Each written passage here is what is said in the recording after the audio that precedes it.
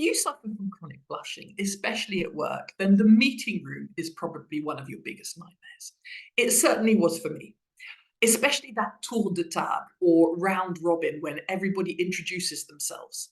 And it's supposed to be an icebreaker, but it really felt more like a meltdown to me because as it was going to be my turn, I'd get hotter and hotter under the collar, and I could feel myself, my face burning up, and I knew how red I would be. And I was thinking what everybody was thinking as they were looking at me, and my brain shut down, so I couldn't remember what I wanted to say anyway. I was worried that they'd all think I was nervous and unprofessional, and just it was just an awful situation. And the meeting room at work was my biggest motivator to stop blushing, to make blushing a priority and to fix it once and for all.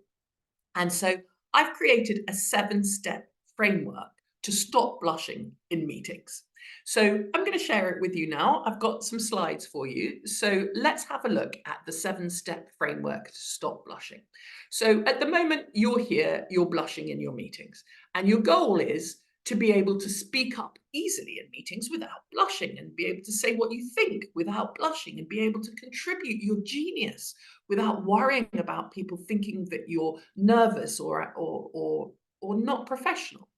So there are 3 stages to this 7-step framework. There's the before the meeting, during the meeting, and then after the meeting. And I'm going to take you through each of them step by step. So step 1 is to create your bloom plan, what I call a bloom plan.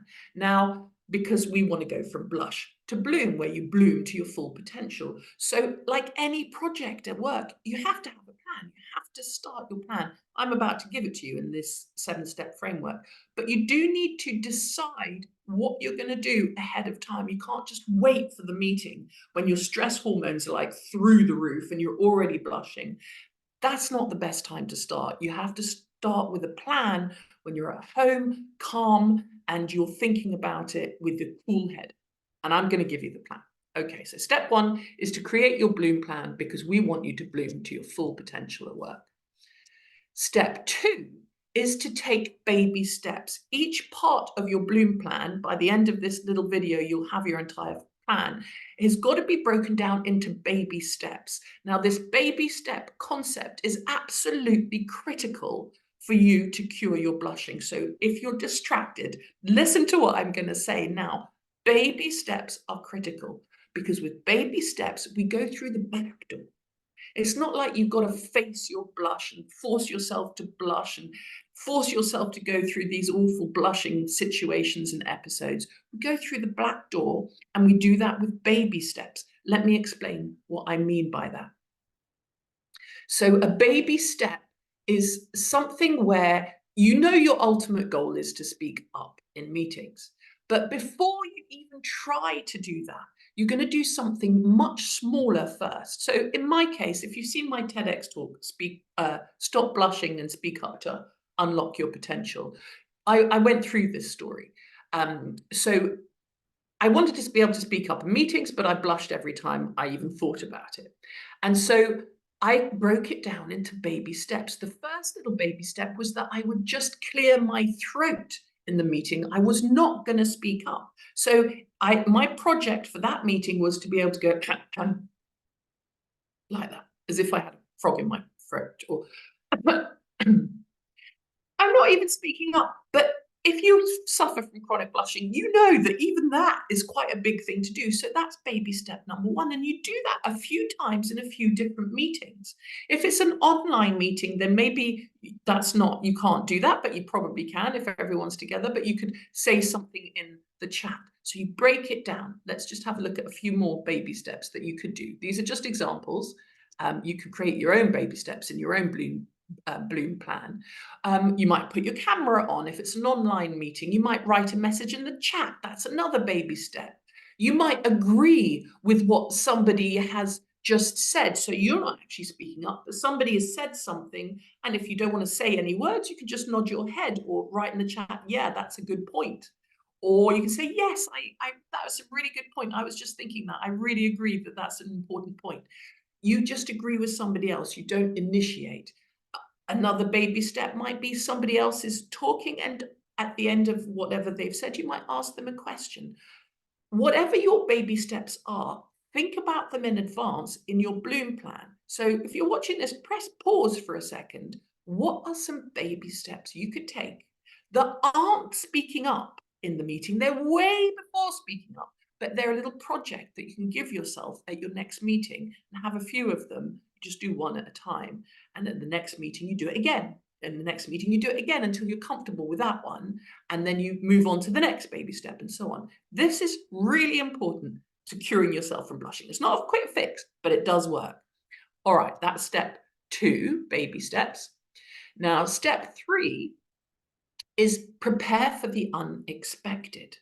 So when I'm working with people who blush, they often tell me, well, it's okay in a meeting when I know what I'm going to say. Even giving a presentation sometimes can be okay because I know what I'm going to say and I'm preparing it and I know what to expect. It's when I've got an unexpected situation that I suddenly blush.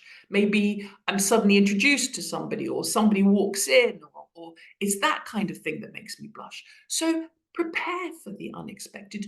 There aren't that many situations that are going to take you by surprise in the workplace. You've already experienced all of them, and you know which ones are going to make you blush. You know yourself better than anyone, and you can take care of your needs better than anyone. So get a piece of paper now, write down all the potential unexpected moments that might trigger you to blush.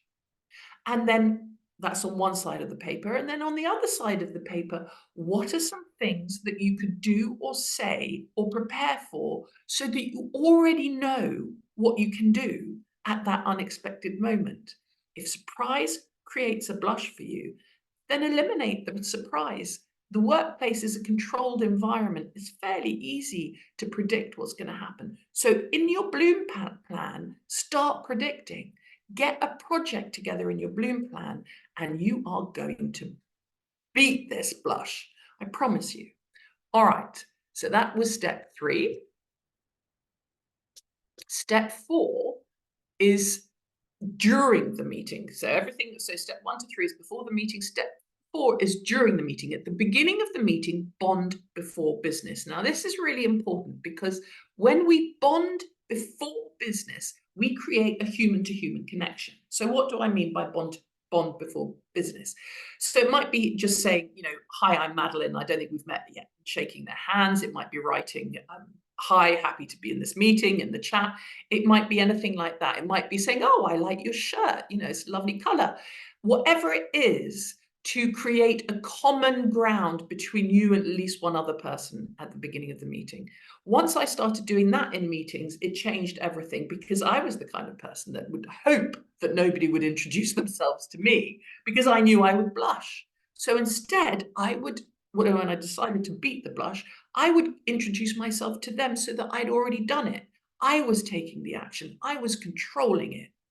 And yeah, I used to blush a little bit, but the more I did it, the less I blushed. The more I took action, the less I blushed. And that's going to be the same for you. So you bond before business, you find common ground. It's really important because it makes you feel safer in your group and that reduces your stress hormones. It makes you less likely to be reactively blushing. So that's step 4 during the meeting. Let's move on. Step 5 is put the elephant on the table. Now, what I mean by that, I'll just share what I used to do. And when I share this story, people think there's no way I could do this, Madeline. But you can. If I did it, you can do it. Actually, I have one of my students, Katie, did it recently. So first I'll tell you mine, and then I'll tell you how Katie did it. And you can see how you do it. In your bloom plan, you prepare it in advance. So for me, I knew I was going to blush. I wanted more responsibility. I was very focused on my career. I was very committed to the job I was doing. And I used to say when I started to have to share my ideas, I would say, look, I can feel myself going a bit red now. I do tend to go red. Just ignore it and it'll go away. What I really want to get across, though, is about, and then fill in the blank. So I just used to say it. It's okay, you can. Once you say it, it takes the pressure out. Nobody else is going to say it because you've said it. So nobody's going to be like, she's blushing, or making you feel bad, because that's always our biggest fear. Most people don't do that, but every so often there's some person who does. But if you say it first, it takes away the fear. So the way Katie did it, one of my students, when we'd been talking about this, she was going to be on a leadership training. And she was dreading it because she knew at the beginning of the leadership training there might be that round table where everybody has to introduce themselves. So she prepared it. And sure enough, when she got to the hotel where they were having the training, the seats, when she walked in the room, the seats were arranged in a circle. So she knew that she was going to be in a circle. She knew everybody was going to see her, but she had prepared for that. And she knew what she was going to say. And when it came to introducing herself, she said, "Hi, I'm Katie. I get anxious when I'm speaking in public like this, and I feel people are looking at me. But I feel really safe in this group, and I'm really happy to be on this training, and I'm looking forward to learning and growing with you." That's what she said. How cool is that? And when she said that, another person further around in the circle said, "Yeah, I thanks, Katie. Like Katie said, I always also get anxious."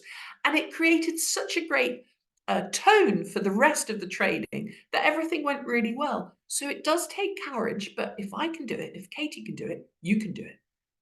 All right, so that was step 5. You put it all in your Bloom plan at the beginning and you'll get it sorted. Now, step 6 is keep going.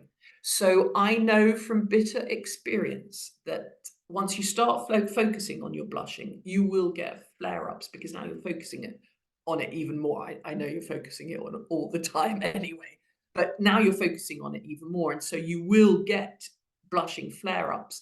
Is part of the healing journey. If you take care of yourself and you know it's going to happen and you decide what you're going to do if it happens. So in your Bloom plan, you know that it might happen. So you decide what you're going to do, you prepare for it, you take care of your own needs, be kind to yourself. You're not forcing your way through this. I tried that for many years. You know, I'm going to do this, I'm going to give the presentation, I'm going to force my way through. And it was painful. I beat myself up about it. I lost my confidence for years. Be kind to yourself. You're a beautiful individual and you deserve a bit of kindness. So be prepared for blushing flare-ups and see what you can do to take care of your needs in those situations when it happens, and also after it's happened, because after a blushing flare-up or blushing episodes, we tend to beat ourselves up and focus on the negative, whereas actually we want to be encouraging to ourselves and celebrate all the progress that we're making. So keep going with this. Know that a flare-up might happen. It doesn't happen with everybody. Some people just get progress, but it might happen. It did with me, and it's okay. You've been through it before. You'll be through it. You'll go through it again. And you'll be fine. You'll be fine. All right. So step 7, the final step, is after the blush, and that is celebrate your small wins. When you celebrate your small wins, you focus on what's going well and what's working. So all the studies prove this. You get more progress when you celebrate and focus on what's going well than when you focus on what went wrong.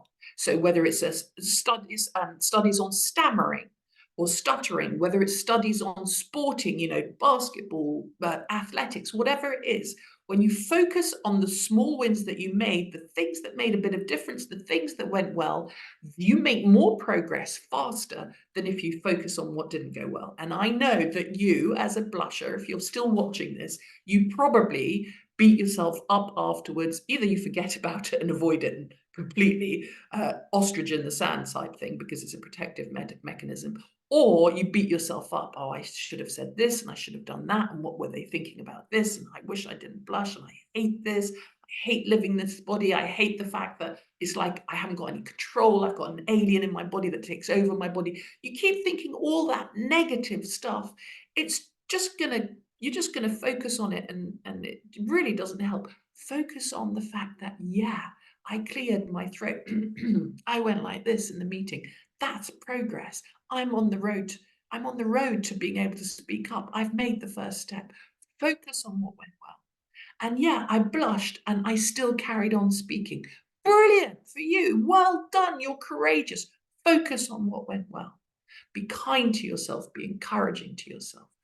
So those are the 7 steps to cure and heal your blushing in the meeting room so that you get to your goal of speaking up freely at work meetings and in the workplace, and it'll have ripple effects on the rest of your life as well. Hope you found that helpful. Ask me any questions you like. I'll be happy to answer. Until then, have a fabulous meeting and welcome to Blush to Bloom, where you're going to bloom to your full potential and get the career, the relationships, and the life that you deserve. Bye for now.